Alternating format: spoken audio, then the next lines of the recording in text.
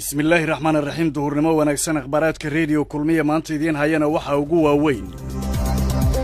qasaaraha dhimashada iyo burburka hantiyadeed ee ka dhashay roobkii 24 saac ee la soo dhaafay ka da'ay magaalada Muqdisho oo sii korortay maamulka gobolka Banaadir oo soo badbaadiyay in ka badan 50 qoys oo ay daadadka biyaha ay qaadeen iyaga iyo guryahoodii gudoomiyaha aqalka sare oo soo dhaweeyay qodobadii ka soo baxay shirkii madaxda maamul goboleedada ee lagu soo gabagabeeyay magaalada Dhuusamareeb qarar iyo weerar toos ah oo lagu qaaday kolonyo ka tirsan ciidamada Jubbaland oo maraya duleedka magaalada Kismaayo ee gobolka Jubbada Hoose gudoomiyaha gobolka Hiiraan oo amar ku bixiyay in nolosha lagu toogto cidii isbaara dhigata wadooyinka gala magaalada Beledweyne dawladda Shiinaha oo dowladda military ka samaysay xeebaha Somaliland xilli ay diidan tahay xiriirka diblomaasiyadeed ee Taiwan iyo Somaliland galmudug oo sheegtay in haddii ay dhici weyso doorasho ay ka dhalan karto qalalaasa siyaasadeed ciidamada Somaliland oo gacanta ku dhigay nin dil u geystay gobolka Sanaag oo sababay dagaal beeleed khasaare badan geystay weerar askar badan ay ku dhinteen oo ka dhacay waddanka Afghanistan iyo maxkamadda ciyaaraha adduunka oo xayiraadii ka qaaday kooxda Manchester City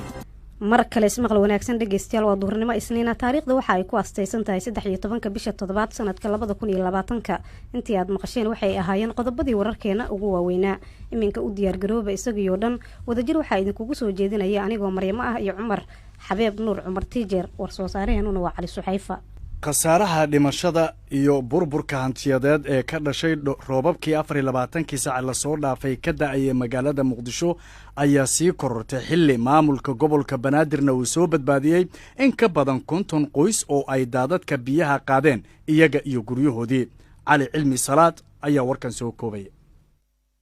roob xooggan oo saameyn ku yeeshay dad iyo duunyo ayaa saacadihii la soo dhaafay waxay ka da'ayeen degmooyinka gobolka Banaadir qasaare isugu jira dhimasho burbur hantiyadeed biyaha oo qaar ka mid ah wadooyinka waaweyn ee magaalada oo jaray iyo saameyn dad danyar ah ayuu sababay roobkii da'ay laba qof ayaa ku geeriyootay waxaana mid ka mid ah labadaasi qof dishay biyaha ka dhashay roobka oo jaray koronto degmada Shangaani halka kan kalena uu ahaa cunug yar oo reerkiisa ay u galeen biyaha roobka degmada Warta Nabadda ee gobolka Banaadir waxaa jira qoysas dhibaataysan oo aan ku soo aragnay degmooyinka gobolka Banaadir KNN oo la hadashay ayaa cabashadooda wax ka weydiisay iyo waxa ay dalbanayaan madwaagana sideediyaan biyuhu iigu yaalaan adduunka dhamaas waxaan ka codsanayaa dadka bini'aadanka oo ehelka oo suurada oo dawladda oo gobolka oo gudoomiyaha inay iga soo gaaraan sidii iigu yaalo wax iifiyo ma jiraan waxaan haystana ma jiraan biyaha iga qaad ilaa xalay ilaa haddaan taaganahay islaamnimo hadday jirto xala 6 saac yaan banaanka imid meel cagaf ciid iyo saartoo laba yaanba aan xalay eriya ilma la fadhiisnay saakaa muslimku shaah iigu keen biyana iigu keen musqushaydu gelid male joodarigaygu ku jiif male dariska ila qaba 3 guri baan mas'uulka ah 3 gurina alaab agab ka yiil laba joodariya bawd ii saaran darbi ii saaran gudoomiye ku-xigeenka amniga iyo siyaasadda maamulka gobolka Banaadir Maxamed Cabdullaahi Tuulax ayaa sheegay inay u gurmadeen qaar ka mid ah qoysas ku nool degmada Boondheere isla markaana ay soo badbaadiyeen ku dhawaad 50 qoys waxaan gurmad u fidinay dadka degan degmada Warta Nabadda qaybo ka mid ah iyo Boondheere oo halkaas ku dhawaad dad ku dhow 50 qof qoysas caruur iyo dhalinyaro isugu jira laga soo saaray ilaa waa berigii hadeer aan joogno ilaa xalay aan ka shaqeynay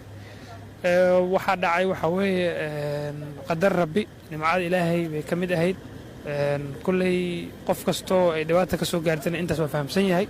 annaga maamul gobolka Banaadir wixii karaankeena ah waa sameynay inta kale oo gurmada oo u baahan ama wadooyinka ha noqoto ama goobaha xirma ha noqoto ama hadda intaan ognahay dad wixii gurmad u baahnaa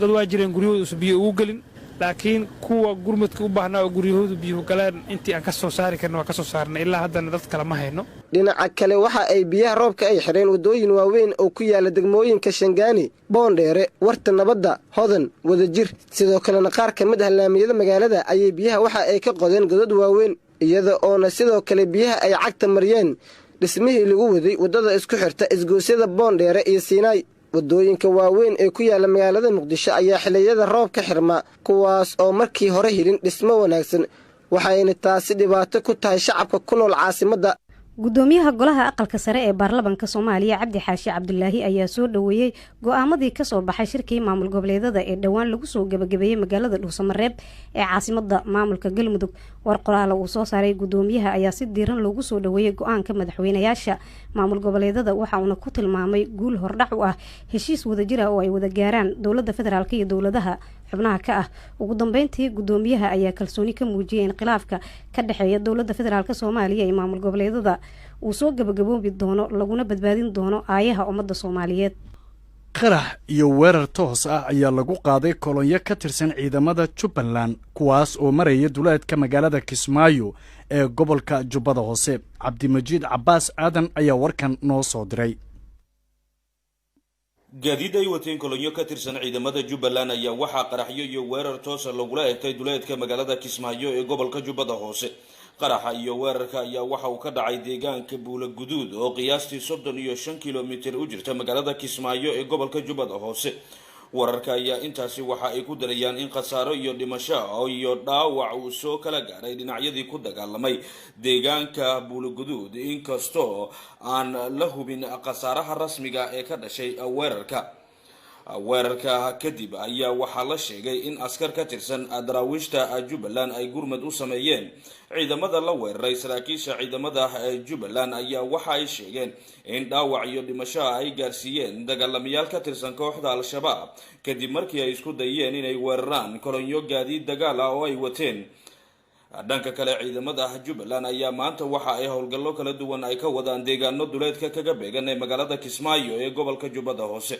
halkaas oo ay ka dhaceen weeraro kala duwan. wararkii ugu dambeeyay ayaa sheegaya in ciidamada Jubbaland ay maanta gaareen tuulooyin u dhow deegaanka Buula Guduud ee gobolka Jubbada Hoose iyagoona halkaasi ka baadigoobaya xubnihii ka tirsanaa dagaalamayaasha Al-Shabaab ee weerarka ku soo qaaday ciidamada Jubbaland ee marayay deegaankaasi. dhowr jeer oo hore ayaa ciidamada Jubbaland waxa ay weeraro toos iyo qaraxyo ay kala kulmeen xubno ka tirsan ururka Al-Shabaab waxaana saraakiisha ciidamada Jubbaland ay mararka qaar sheegayaan in ay khasaaro gaarsiiyeen dagaalamayaal ka tirsan kooxda Al-Shabaab. gudoomiyaha gobolka Hiiraan ayaa amar ku bixiyay in nolosha lagu toogto cidii isbaara dhigato wadooyinka gala magaalada Beledweyne ee xarunta gobolkaasi. Cismaan Aadan Carays ayaa warkan ka soo diray magaalada Beledweyne. gudoomiyaha gobolka Hiiraan Cali Jeeti Cismaan ayaa si kul ugu hadlay isbaarooyinka sharci darrada ee yaala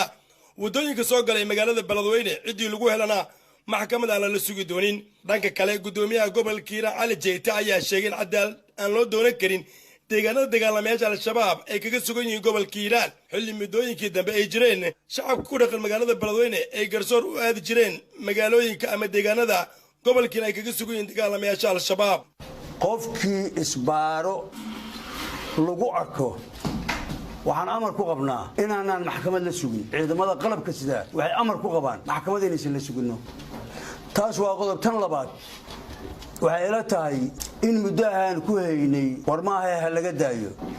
waxaa halkan ka dhisan maxkamadda madaniga ee heer degmo iyo heer gobol. cadaalad ilaahay baa sugi kara. nin qof bini aadan oo nool oo aan dambi gelin qoorta ka goynaya ayaan cadaalad u aadayaa. intana cadaalad daraan uga tagayaa mana lagu qanci doono. qofkay ku cadaato inuu aado shabaab oo shabaabaa noo yeeray inta yidhaahda aada ama cadaalad u doonto inta kuma soo noqon doono. qofkaan ku helnana waxaan la tiigsan doonaa sharciga. hadda saaka ma caddahay cid saaka geed ku xiran miyaa jirta? shabaab odayaasha dhaqanka ee wada koofiyaha gashan ee shabaab u sii socda saacad walba waxaan leenahay cadaalad ilaahay baa haya. mid idinku filan halkaanay tala maxkamad halkaanay ka furan tahay. taa haddaan intaa uga gudbo waxaan rabaa inaan dul istaago hubka sharci darrada ah ee lagu wata magaalada. qofkii lagu arko hub aan sharci wadan oo sharci darro ah ama waxa ku dhacayo ama si kale ha u sitay wuxuu geli doonaa gacanta ciidamada. waxaa la wareegay ciidamada la wareegay. annaga qofkii hantidiisa ku ilaashanayo qolkiisa u yaalo gurigiisa hadda ma fatashayno. laakiin dariiqa qoriga aan ku aragnay sharci darro lagu wado xitaa hadduu yahay mid ciidan oo la soo qabanaya. hadda soo saraakiisha ciidamada isma qalmayno. hub sharci darro ah nin dhar carabiya qaba oo ciidana waxaa ka mamnuuca suuqa inuu hub ku sito. ceebayba ku tahayno.